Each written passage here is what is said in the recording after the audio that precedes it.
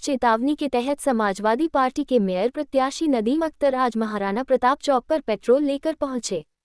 Police के साथ धक्का मुक्की और पेट्रोल छीनने के कारण उन्हें आत्मदाह करने से पहले ही पुलिस ने गिरफ्तार कर लिया। इस दौरान नदीम अख्तर ने कहा कि ये तानाशाही सरकार लोगों के अधिकारों को छीनना चाहती है। उन्होंने कहा कि उनके जीते जी वो किसी के साथ भी नाइंसाफी नहीं होने देंगे। बता दें कि बेलजूरी कुछ रकबे को नगर निगम की सीमा विस्तार के आदेश पर शामिल करने का आदेश 2018 में हुआ था। उसके बाद आज तक शामिल नहीं किए जाने के बाद 403 वोटर मताधिकार से वंचित रह जाने के विरोध में पिछले सप्ताह सपा प्रत्याशी नदीम अख्तर ने प्रशासन को आत्मदाह की चेतावनी दी थी। उपजिलाधिकारी से वार्ता के बाद भी नदीम अख्तर ने स्पष्ट कर दिया था कि अगर 403 वोटर्स को मतदाता सूची में शामिल नहीं किया गया तो वो आत्मदाह के अपने निर्णय पर अटल रहेंगे।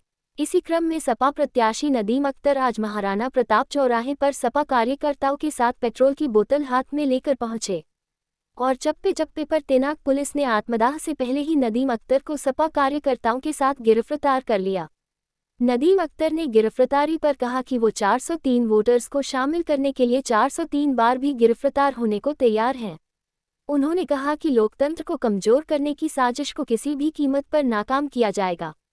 उन्होंने कहा कि किसी भी कमजोर के साथ अन्याय नहीं होने दिया जाएगा।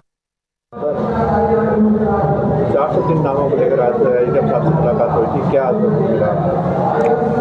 बेलजूरी क्षेत्र में 403 मतदाताओं के नाम शामिल करने को लेकर लगातार हमने प्रशासन के अधिकारियों को अवगत कराया था और जब उनके नाम शामिल नहीं किए गए तो इस आधार पर अभी 3 दिन पहले मैंने प्रशासन के अधिकारियों को ये चेतावनी दी थी कि अगर उनके नाम शामिल नहीं किए गए, उनको मताधिकार से वंचित किया गया, इसके पीछे जो भी षड्यंत्र हो, जो भी साजिश हो, वो मुझे नहीं पता, लेकिन मुझे इतना पता है कि 403 मतदाताओं को वोट के अधिकार से वंचित करने की ये पूरी साजिश हो रही है।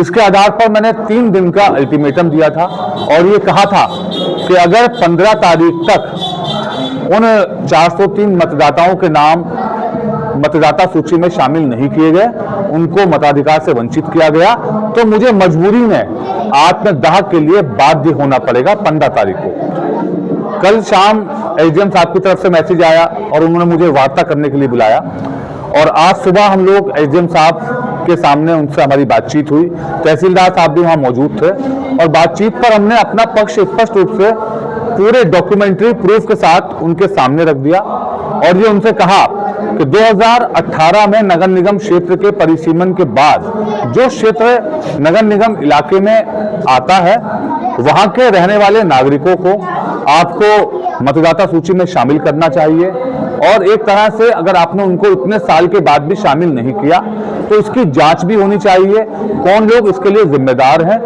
और आप ये मानते हैं कि वो कोई बाहर से तो आए नहीं है, वो इस काशीपुर के ही नागरिक हैं और उनके अधिकारों को क्यों छीना जा रहा है, आखिर इसके पीछे क्या साजिश है। तो हमने उनके सामने अपना पूरा पक्ष रखा। हमने उनसे ये भी कहा कि कोई बहुत बड़ी बात नहीं है, आप अगर चाहें तो विशेष परिस्थितियों में उनके नाम पर विचार कर सकते हैं, उनको शामिल कर सकते हैं।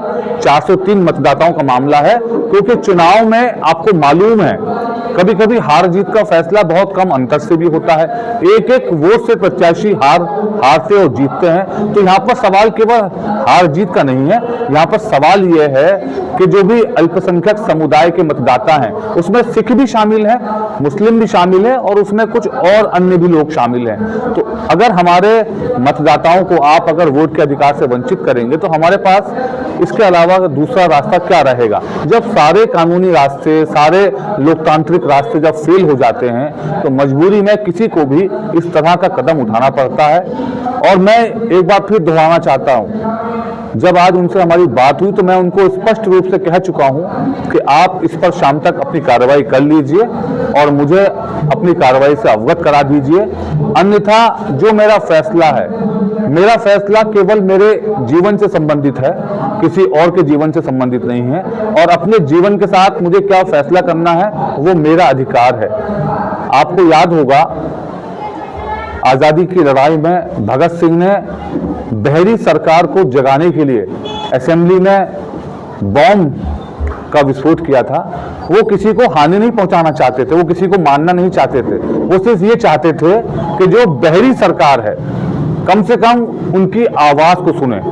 आज हमारी भी वही स्थिति है, हम भी सरकार को जगाना चाहते हैं, प्रशासन को जगाना चाहते हैं कि आप आखिर लोकतांत्रिक मुद्दों पर, जनता के मुद्दों पर बहरे क्यों हो। आपको जगाने के लिए क्या रास्ता अपनाया जाए। हम किसी को हानि नहीं पहुंचाना चाहते, हम केवल ये चाहते हैं कि हम खुद अपने जीवन का त्याग कर दें, लेकिन लोगों के अधिकारों के साथ खिलवाड़ नहीं होने देंगे। उनके अधिकारों की रक्षा के लिए जो कुछ भी करना पड़ेगा हम करेंगे। इसी सिलसिले में कल हमारा जो कार्यक्रम है, हमारा जो आत्मदाह का पूरा प्रण है, उस प्रण के तहत हम छतरी चौराहे पर, महाराणा प्रताप चौक पर सुबह 11 बजे एक जनसभा करेंगे और जनसभा करने के बाद आत्मदाह करूंगा। और मैं काशीपुर की पूरी जनता से ये मैं गुजारिश करता हूं, निवेदन करता हूं कि काशीपुर की जनता इस मामले पर खुलकर उन मतदाताओं का साथ दे, क्योंकि कदम कदम पर अगर आपके हकों के साथ डाका डाला जाएगा, आपके अधिकारों के साथ खिलवाड़ किया जाएगा, तो एक दिन वो दूर नहीं होगा जब सब कुछ खत्म हो जाएगा, जब हमारी आने वाली नस्लें हमसे ये सवाल करेंगी कि जब आपका वक्त था तो आपने अपने वक्त में क्या किया, हमारे अधिकारों के लिए क्यों लड़ाई नहीं लड़ी।